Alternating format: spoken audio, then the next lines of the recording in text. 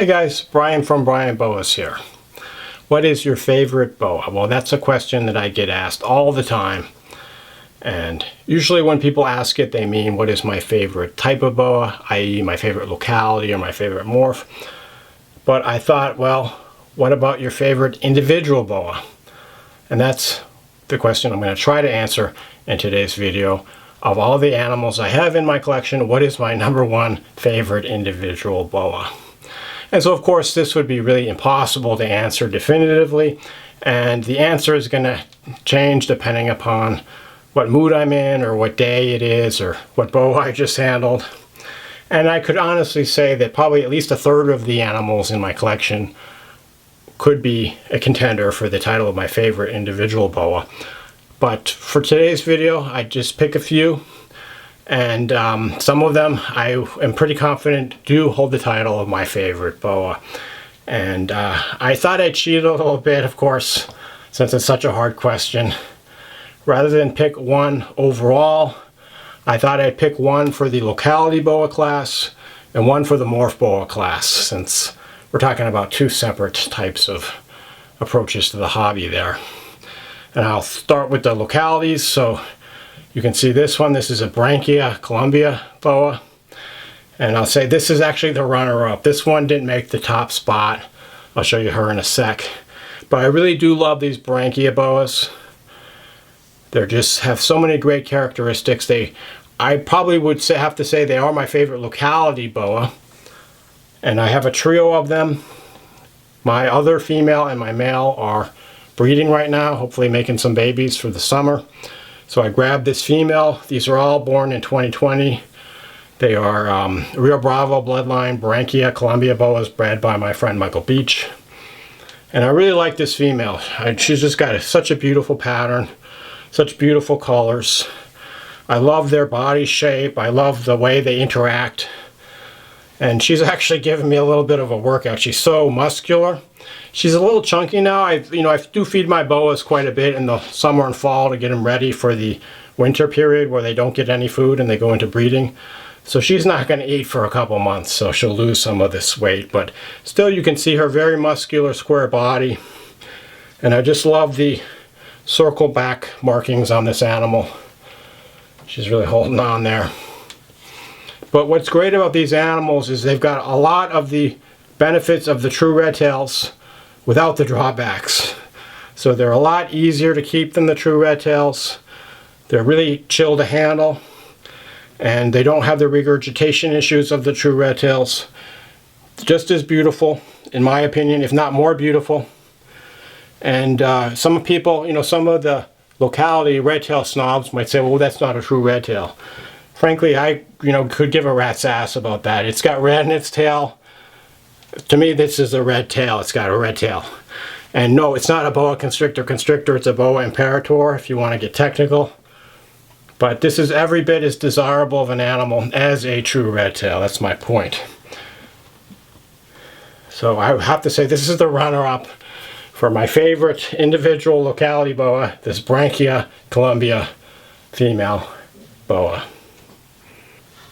And now for my #1 favorite locality boa, at least right now, it's this one. This is a 2019 born Argentine Boa female. And you can see she's quite a tank. Look at that thick body. I'd say this one is probably about 7 feet long, or 7.5 feet long. But she's still quite handleable. She's, giving me the workout holding her up with my arms like this, but just a really chill boa. Really love holding this one. So this one actually gave birth this year. She had a really nice litter. I've actually got a couple babies of hers still available. But what's great about this is after she had that litter, she went into this feeding frenzy, and she's just really put the weight back on that she lost. And she's probably put on about a foot or so. She's really bulked out in the last year. Look at that animal. Just a really, really great animal.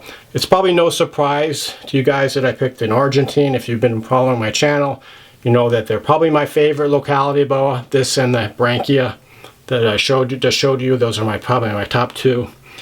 And I just love the appearance of these animals, this dark color and the white markings, and just a really great animal. So this animal is only about a little over 5 years old.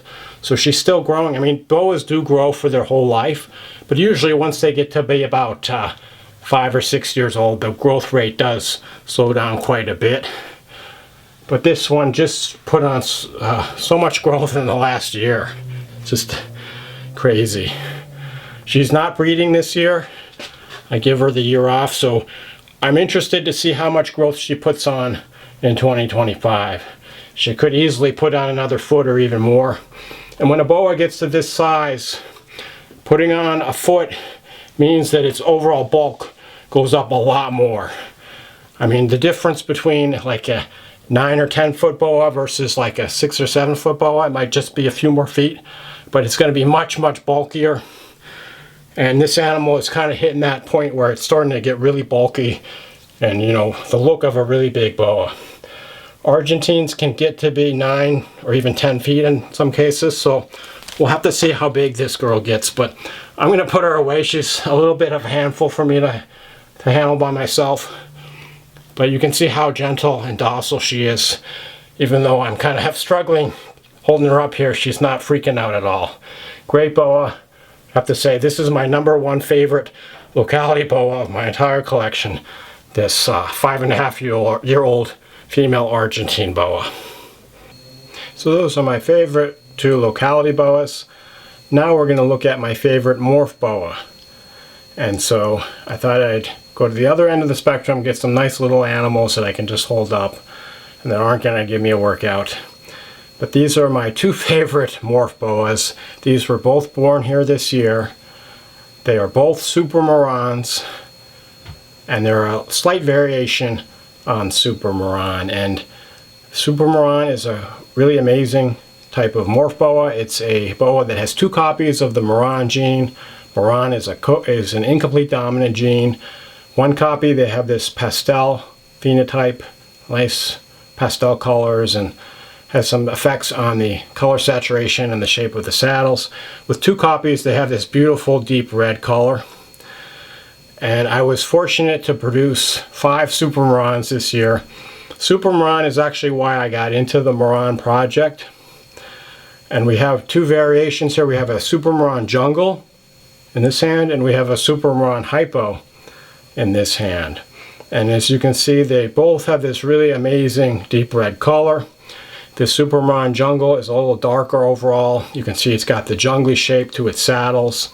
Take a look at that tail. The jungle really helps the colors pop. And then we have the super moran hypo. It's a little lighter overall. This beautiful orangey red color. It's got the reduced saddles of the hypo, and then it really makes the tail pop as well. Just an amazing looking animal. And these guys are doing great.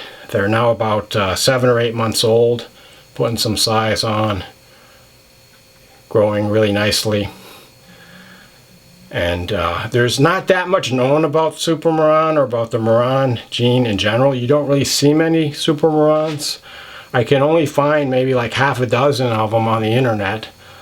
And it seems like people stopped being interested in this gene about 7 or 8 years ago, because I don't see that much about it anymore. But I'm really enjoying these super morans. These guys are holdbacks. I'm going to try to breed them when they reach breeding size. As far as I know, no one has bred a super moran yet, leading to all kinds of speculation that they might be infertile, but we'll have to see.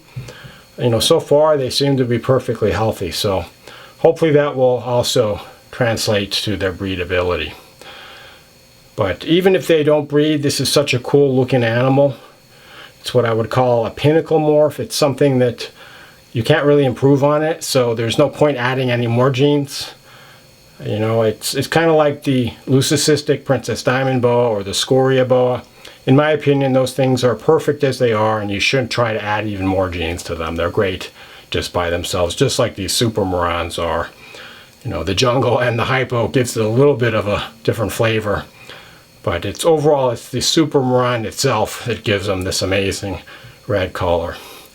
And I should mention, I actually have a few more Superman hypos that are available now. So if you're looking to get a Superman, I may well be the only place in the world that has them available. So reach out to me. They're all amazing looking. It was hard for me to pick this one since the others are so nice as well. And you know, for the sake of education, I'll continue to update you guys on how these Supermans are doing since there's so little known about them. You know, if it should have any kind of issue genetically, I'll be the first to let you guys know, because I certainly don't want to be breeding an animal, a morph animal, that's not genetically stable or it's unhealthy, like the Super Motley, for example. And if Moran has any health issues, again, I'm going to make it abundantly clear based on what my experience is. But so far, they're doing great. So these guys are my favorites, these two Super Moran animals born here this year, as far as my favorite Morph Boas. So those were my favorite individual locality in Morph Boas. But then another way to look at it is what is your favorite snake? And so, as you know, I have a few non-boa snakes in my collection, a few pythons, including a beautiful pair of Sri Lankan pythons I acquired last year as babies. And so this pair is now 1 year and 3 months old. They're growing super fast, as pythons of this nature do. And they're now probably about 7 feet long. Crazy how fast these grow compared to my boas. And this is the male. Just a beautiful, beautiful animal. Just definitely a bucket list species I had wanted for decades, and I managed to be in a fortunate position to acquire a pair last year. And this guy is just a great animal. Definitely a different experience for my boas. You know, he's definitely behaves considerably differently. He's definitely more active than my boas, definitely more alert and responsive. He watches me through the cage. I would say he's looks like he's a really smart snake, and I've really enjoyed them. I really like holding them as well because their body has just this really silky, muscular feel. They kind of feel more refined than a boa. Boa is just bulk muscle, and these pythons are just kind of silky and really nice feeling to them. And this guy is getting kind of big here. I probably won't be holding them by myself for that much longer. I'd say he's probably going to put on, I don't know, probably another 4 feet or so. Probably top out at about 10, 11 feet. But I just really love them. And what I like about them is that when I handle them, they don't quite squeeze as much. You know, I know he was just squeezing around my neck, but in general, they're not quite as squeezy as the boas. They kind of have more of a confidence about them. But they are definitely really active, and they actually will do some hissing, but it doesn't seem to be defensive. It's just kind of how they express themselves, which is interesting, because neither of my animals has ever showed any signs of defensive aggression. You know, they go after the rats when I bring it to them, but they can almost, I think they can tell that I'm bringing them a rat, because they behave a little differently when I come to their enclosure with a rat than if I come to handle them. And I really love the markings of this guy. Look at these jagged looking blotches, the beautiful browns and tans and grays.